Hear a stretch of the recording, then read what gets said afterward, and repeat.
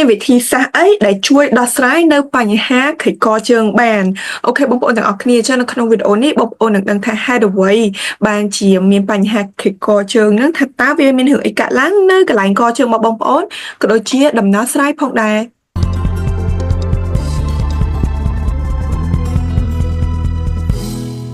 អញ្ចឹងទី1មកឆ្លើយទៅនឹងសំណួរថាតើអ្វីទៅគឺជាការក្រិចកជើង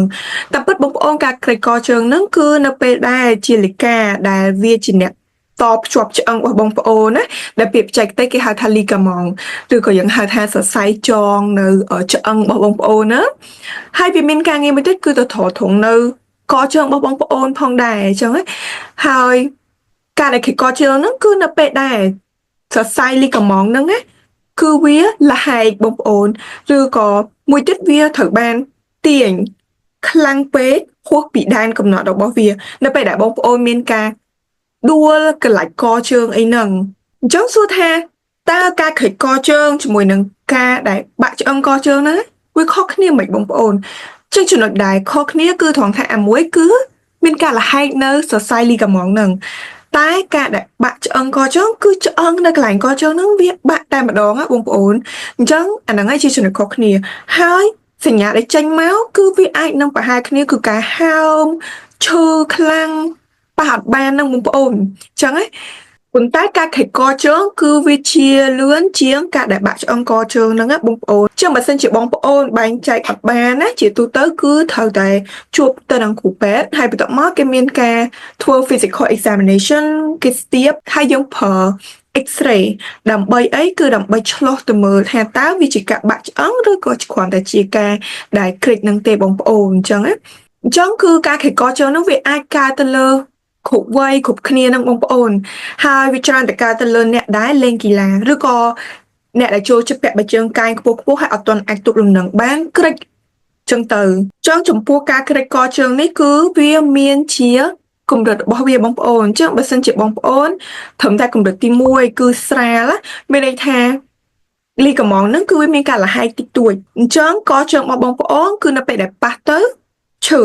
ហើយវាហើមចំពោះកម្រិតទី2ដែលជាកម្រិតមធ្យមនោះគឺឃើញថាសរសៃ ligament របស់បងប្អូនហ្នឹងគឺវាលហែកតែវាមិនដាច់ទាំងស្រុងទេបងប្អូនហើយនៅពេលដែលបងប្អូនធ្វើចលនាគឺវាឈឺហើយវាមានការហើមផងដែរនិងកម្រិតធ្ងន់កម្រិតទី3នោះគឺ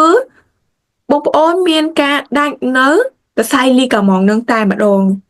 អញ្ចឹងគឺថាបងប្អូនអាចដើរបានទេមានការហើមហើយឈឺខ្លាំងចឹងសញ្ញាអីខ្លះដែលបង្ហាញថាបងប្អូនមានការខិចកជើងហ្នឹង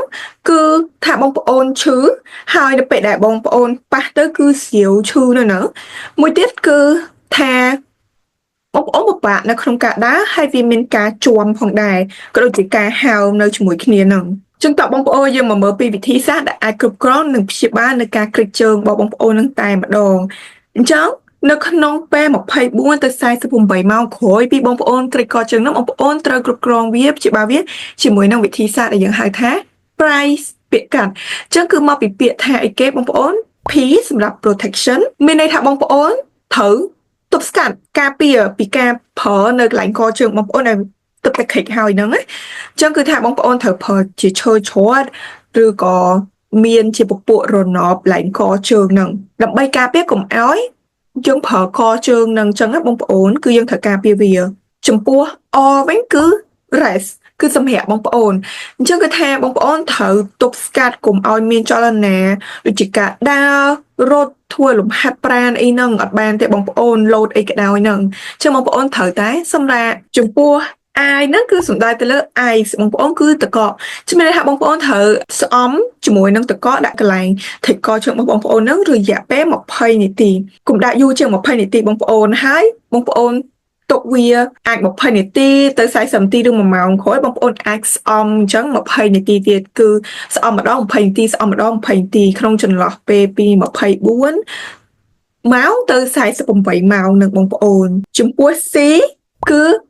compression បងប្អូនអញ្ចឹងបងប្អូនត្រូវប្រើ compress រុំនៅកន្លែងដែលមានការខិចកជើងបងប្អូនហ្នឹងដើម្បីជួយកាត់បន្ថយនៅការហើមហើយចុងក្រោយគឺ E អញ្ចឹងចំពោះ E ហ្នឹងគឺតំណាងឲ្យ elevation បងប្អូនមានន័យថាបងប្អូនត្រូវដាក់ជើងឲ្យខ្ពស់ពេលបងប្អូនអង្គុយឬក៏ដេកអញ្ចឹង